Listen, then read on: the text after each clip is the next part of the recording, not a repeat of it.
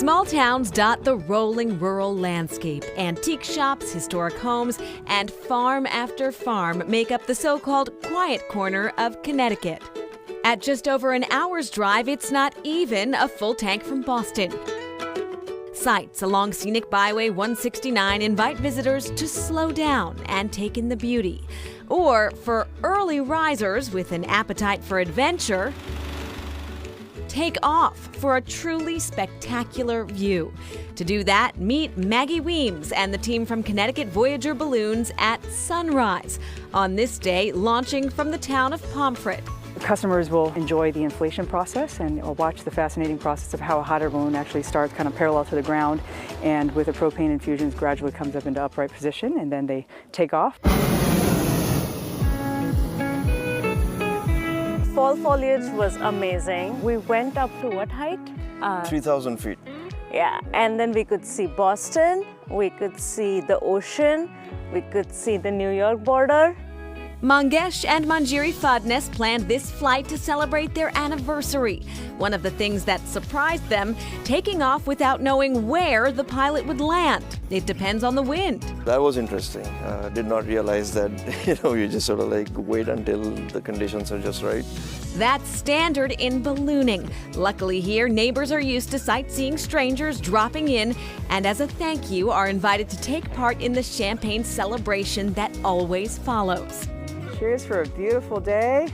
One of the Pomfret Farms ballooners might very well float over belongs to Linda Rich.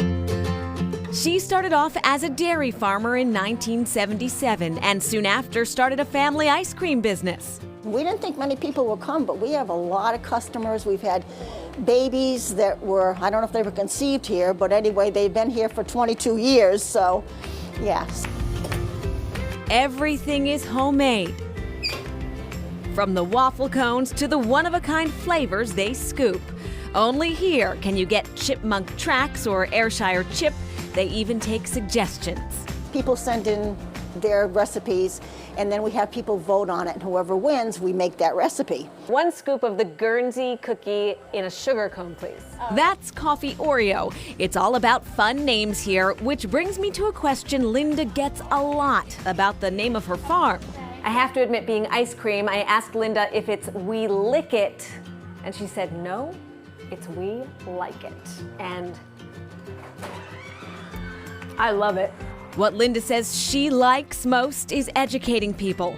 Along with the ice cream, she runs a beef farm now instead of dairy. She says the animals by the ice cream stand are here to help teach people about agriculture.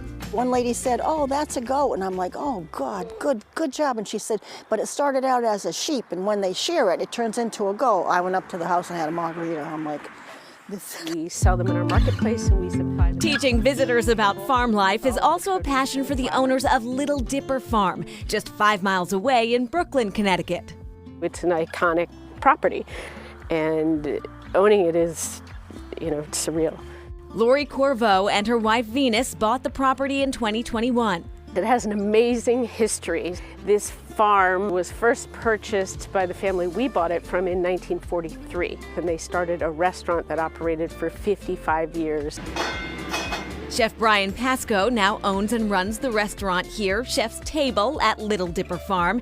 He gets to create with all kinds of fresh products, like honey, thanks to Tom Bacon. He manages the bees here. The honey goes into numerous dishes that the chef makes, and the beeswax was made into candles and a face cream. Those are sold in the farm store on site, as are Little Dipper grown mushrooms. This is Sarah Mooney, our farm director at Little Dipper Farm. One of the more interesting educational events was mushroom inoculation. Introducing mushroom spores into these logs. Most commercial mushroom growers grow inside, but I think it's something really special and magical about doing this, in the woods, by the pond. There's nothing better than, I gotta go harvest mushrooms. Yay! Those very mushrooms are going into Chef Pasco's warm carrot and mushroom salad. He's also preparing the customer favorite duck fat roasted potatoes. Out here, everyone eats dairy and gluten and potatoes. It's awesome.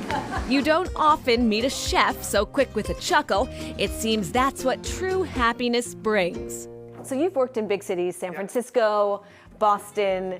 Now you're in farmland. I know, it's nuts. So like we make a joke around here. It's like City Brian, because like things just happen here, and I'm like amazed by it. You can almost taste the joy in his dishes, which he hopes diners find delicious and approachable. I want people to feel comfortable here. That's like my #1 goal. And when I get that back from the guest, it feels so right. The same can be said for this setting. It just feels right. It is magical, and the people that are coming make it special for us, because we wanted to build a community in a place where people would want to come and want to have amazing food and incredible experiences, and we wanted to bring people together, and this is the place that we thought we could do that.